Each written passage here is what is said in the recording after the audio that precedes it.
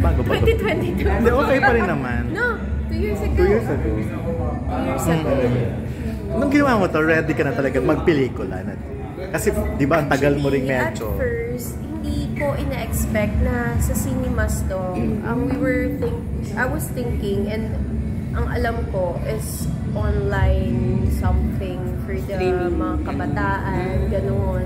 I didn't know na it's for cinema. Kaya nagulat ako nung parang last 2 or 3 months ago, sinabi di direct na magiging cinema. Sabi ko, wow, kaka-movie ako. Yung gano'n. After ilang year bago ito ginawa mo, ano ba yung last movie mo before this? Movie? Oo. Ay, hindi naman. So, sa ano na, sa TV? TV ni. Talaga ako pala. Excited ka? Yes. Sa parang ano ng career mo ngayon? Yes. Gusto mo uling mag-showbiz, gumawa ng... Yes, kaya talaga pinaghahandaan ko yung pagbabalik ko. Like, I started doing tapings na late last year, yung The Missing Husband with Yasmin. Yes. Tapos now, I'm currently doing Forever Young with Yuen, yung best child actor natin sa MMF. Ano yung title niyan? Yung... Forever Young. Oo nga. Ba't biglang umingay? Ayan, so... Yung Forever Young, yun yung ginagawa ko ngayon na soon ilalabas. Naka-adjust ka na sa... Yes, adjusted naman na kaagad ako kasi yung mga kasama ko, kilala ko rin naman sila Alfred Vargas, tapos si Direk Hill, Tejada. So parang naging komportable naman agad ako sa set. So, ibig sabihin, madadalas ka na sa paggawa ng mga series and I want! gusto ko talaga. And looking forward. Hindi, ang family mo, yung mga kids mo, okay na sa kanila na hindi ka na naman nila masyadong nakakasama. Kasi for a while, talagang tutok na talaga ako sa kanila. Pero ngayon kasi sabi ko, yung pinaka-youngest namin is already 2 years old eh. So okay na. Tapos meron naman akong kasambahay, andyan naman yung husband ko. Basta usapan namin ng husband ko, pag may taping ako, kailangan nasabay siya.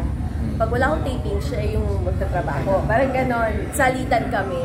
Yun, okay naman so far. Tapos yung mga kids ko naman pumapasok na eh.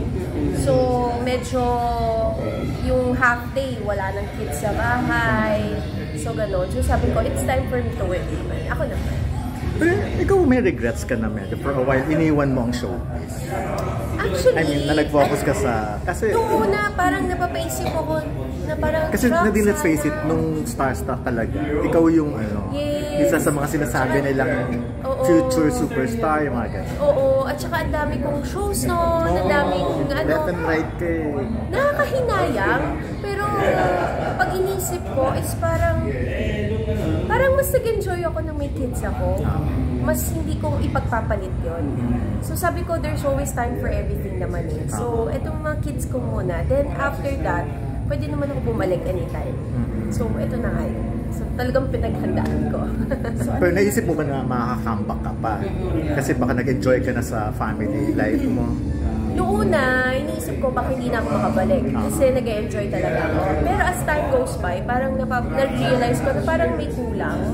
Parang may something na parang minsan nalulungkot na ako, na nasa bahay lang ako. Alam mo yung parang hinahanap mo yung magtrabaho, hinahanap mo magpuyat, hinahanap mo umarte. So, nung nabigyan ako ng chance and opportunity, sabi ko, why not grab it? Sayang, diba? Ito na yung pagkakataon ko. So, pinag-usapan niyo ng husband? Yes, of course. Kailangan ko magpaalam. Sabi naman niya, kung ano man yung gusto ko at ikasasaya ko, susuportahan niya ako. Yun yung parang naging, yun yung parang turning point ko na parang, oops, nabigyan ako ng go-signal na. Game na. Pero may mga sinasabi na siya sa'yo na hindi mo pwedeng gawin. May mga limitations na. Yes, actually, alam naman niya na sabi naman niya sa akin, you know naman your limitations. Pag sabi ko sa kanya, yes, I know naman.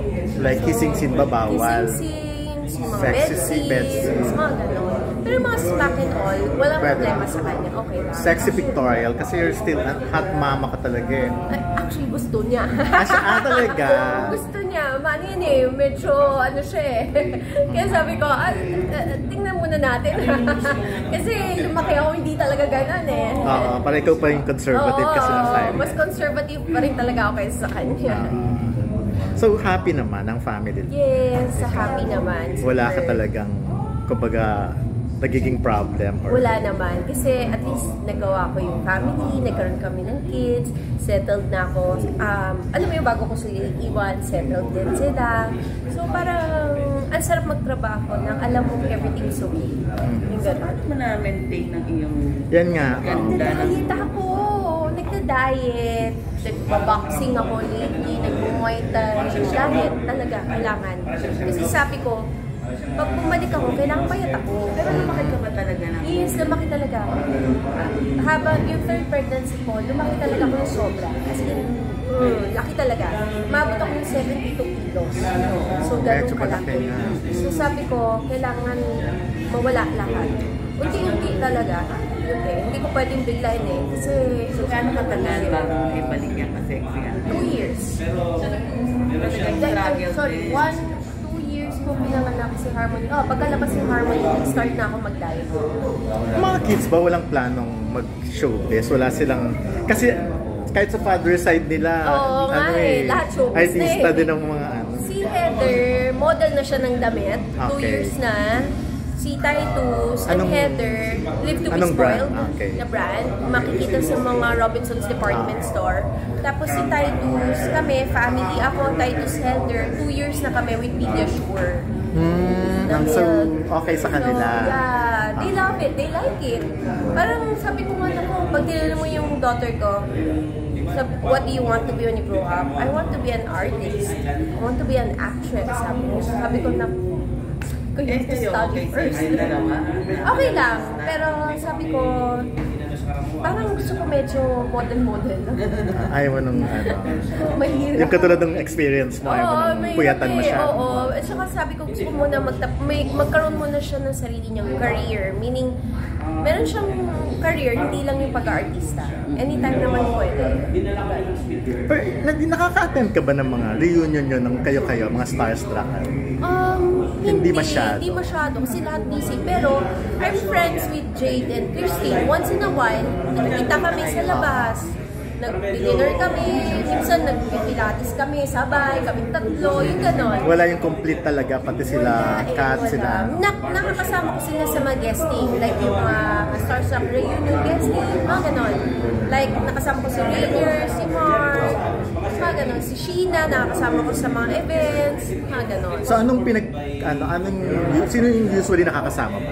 Sa kanila si Christine? Jade and Christine. Talaga. So pare-pares na kayong nanay. Oo. Ano usually pinag-uusapan? Mother? About nanay. About mga makukulit anak. Yung close mo talaga. Yung pinaka-close mo? Hindi, si Jade and Christine talaga, ever since. Si Jade? After Starstruck, sila talaga. Si Jade is, nalaman ko during Starstruck, malayong kamag-anak ko si Jade. Okay. Kasi Christine naman talagang nag-friends no? Yes. Paano kayo nag-click ni Christine? Di ba magkaiba kayo ng ano niya eh? Ikaw yung na-quiet type siya, yung parang damaldite. Hindi ko rin alam. Tapos ngayon, kasi may husband is, pinsan naman niya si, first cousin niya sila Margo. Di ba sila ni Margo? Yes. So lalo kaming naging close, lalo kaming nakakasama sa isang group ngayon. So yung impression... So minsan nasa bahay sila. Sa bahay namin. Like, nitong New Year, doon sila celebrate sa amin. Na di na nag-comeback ka, anong napansin mong pagbabago? Kasi nung time nyo, kayo yung mga sikat na sikat, di ba alam natin kung gaano kayo ka-busy. So ngayon nakikita mo yung mga young stars, anong napansin mo sa kanila? Young stars? Na kumpara sa inyo noon? Mas maswerte sila ngayon. You know why? Kasi ngayon, grabe yung social media. Hindi katulad dati sa amin. Wala pa mga social media. So ngayon, grabe, konting post mo lang, sobrang nakikilala ka agad ng mga tao. Yung ganon. So yun nakita ko. At saka they're very, parang halos lahat ng young stars ngayon, hindi ka tatangkad. Talaga? Ano ba dito? Yung mga lalaki pa ba, tatangkad. Tsaka they're very, iba yung ngayon, mas, ewan ko, mas friendly. I don't know. Mas friendly sila ngayon kasi sa inyo? Hindi, friendly din naman kami. Kasi di ba parang after namin, may sumunod na para generation. After noon sila ngayon, di ba? Yung sumunod sa amin parang medyo, I don't know, baka nahiya or baka naiya sa show. I don't know Pero yung napansin ko ko ngayon, mas open sila, mas smiley, mas ano eh. Pero hindi naman yung parang dinadaan-daanan ka nila, yung hindi nila masyadong wala silang pakialam sa'yo. Hindi naman. Napapansin naman. At saka mas gusto ko yung generation ngayon. Mas swerte ko sila eh. Talaga. So kung mag-artista ka, mas gusto mo yung ngayon? Konting post nila, kitang-kita ka agad na wala. So ano ka sa social media? I have to be active eh. Also in my social media. Kasi yun yung way mo para ma-reach mo yung mga tao eh. Diba? Nag-online ka ba? Nag-online selling ka pa rin? Wala na. Wala na. So, parang may mga nakikita ko na... Hindi, mga binibenta ko lang online. Yung mga binibenta ko lang sa social media. Oo, Pero yung ganun never pa lang. ako nag-online. Okay. Hindi kayong parang... Hindi. Parang Mariel na... Hindi ko kaya ang powers ni Mama. Pero may impression na parang kasi nga hasyendera kayo. Dahil alam naman natin kung gaano kaya well-to-do yung family ni Lagi ko naman sinasabi na it's not mine. It's sa kanila yun. So, I don't want to feel na parang I'm part of it. Kahit part yun ng asawa ko, alam mo yun. Pero kasi ayokong ilagay sa utak ko yun. Gusto ko kung ano man yung pag-ipunan namin, kung ano mang meron kami, at least amin yun. Yung gano'n. Parang sinasabi kasi low profile lang kayo, pero kung tutuusin, pero ang laki na ng pwedeng maging mapunta sa inyo, parang gano'n. Oo, pero I don't wanna think about that. Kasi mahirap eh. Gusto ko rin turuan yung mga kids ko na you should earn on your own para magkaroon kayo. Wag umasa sa magulang. Natin, kumusta yung relationship niyo ni Isabel? Okay naman. Paano? Ano ba kayo? Pagkasama sa bahay? Kasi family kami. Madalas yata siya ngayon sa Zambales. Sa farm. So kami, we live in Muntinlupa area. Pero hindi kayo nagpupunta sa farm? Ngayon hindi masyado. Kasi yung mga kids, everyday pasok eh. Okay. So, baka mag-visit kami after school na. Or yung Holy Week. Mga ganon. Pag long, siyempre. May farm na rin ba kayo? Yung kayo? May farm na rin kayo? Wala pa. Okay. Kasi baka kino-convince ka niya na bumili rin. Wala pa. Ipon muna. Ipon. Last na lang, sinong namimiss mong katrabaho? Namimiss kong katrabaho. Babae o lalaki? Kaya babae, lahat. Babae or lalaki. Sa babae, sino? Sa babae? Sino ba? At sinong gusto yun nga, namimiss and gusto mong makatrabaho? Gusto ko makatrabaho. Okay. Gusto ko makatrabaho. Si Barbie. Barbie Cortesa. Kasi sobrang cute ang kita ko sa kanya. Ang namimiss kong makatrabaho, siguro si Dennis Street. Kasi lagi ko siyang nakatrabaho before. Oo, at saka lagi siya yung leading man ko sa lahat ng tanghaling shows ko. So parang, syempre, mas magiging komportable ulit ako naman. Ganon. Ayan, thank you.